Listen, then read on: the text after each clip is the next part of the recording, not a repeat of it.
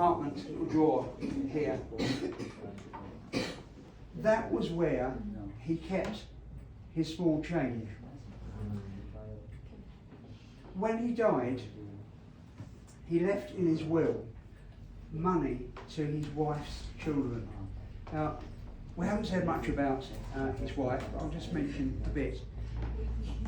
John Wesley, for a very long time, didn't like his ministers, his preachers, marrying. He thought it was a distraction. This was a common sort of feeling for most churches. However, he had this feeling that perhaps God wanted him to marry.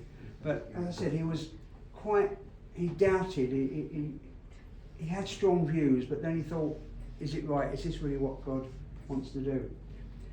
And he came very close to marrying one of the housekeepers, the one at the house in Newcastle.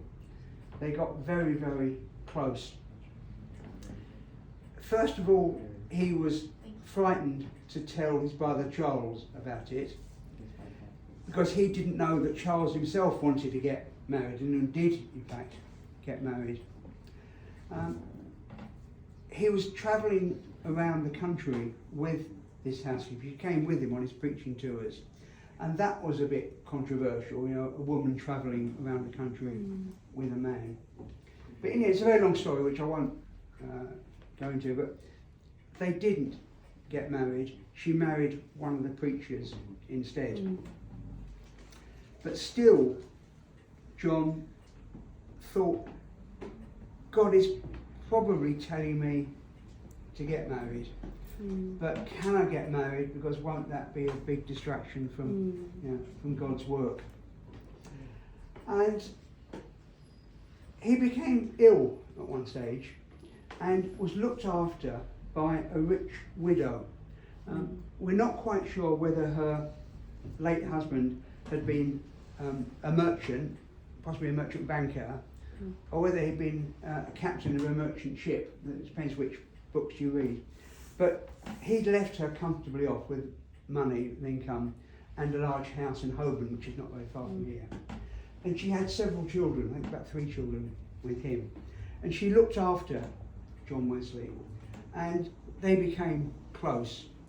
And he eventually decided that they should get married. Now, we believe that initially it was very happy, but it didn't last very long at all. Because he was travelling, and although she was a Methodist, and she supported Methodism financially, she supported him, you know, in many ways, but she didn't go around preaching with him. One of her jobs was to open his post. Now, when he travelled around the country, imagine he was a very, very charismatic character. People saw him, and immediately people were touched by, you know, what a wonderful person he was, what a wonderful message he was preaching. And unfortunately, a lot of women were very touched by his presence and his message. And they were writing letters. John, God bless you. It was so wonderful to see you in Dartford last week. You know, I wish we could see more of you. Oh, you know, I love it when you're here. And we don't think there was ever anything going on with any of the women he was preaching to, but his wife got very, very jealous. She read all his letters, and she thought, this is happening too often. He's got, you know, a woman in every town he goes to. And so the marriage, as I said, didn't last. So she never lived here at all. She stayed living at her house in Holborn.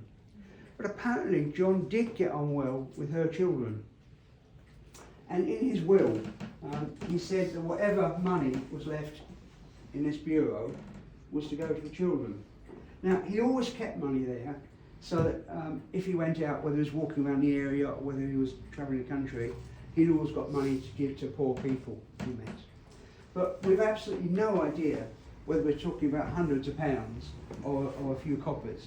All we know is that all the money that was in here went to his children, but no idea what it was. Right, in the far corner over there, that clock was given to John Wesley by the clockmaker, who was a French Huguenot. Do you remember that they were the French Protestants who were persecuted? Under something called the Edict of Nantes, Protestants were allowed to practice their religion in France. When that was revoked, and they suddenly weren't allowed to practice anymore, they all had to leave. Many came to England, many went to Holland, but if they didn't leave, they were in big trouble. But that clock still works. Two things it don't work. It should tell you the phases of the moon. That bit doesn't work now. And it doesn't chime. And this is a sore point.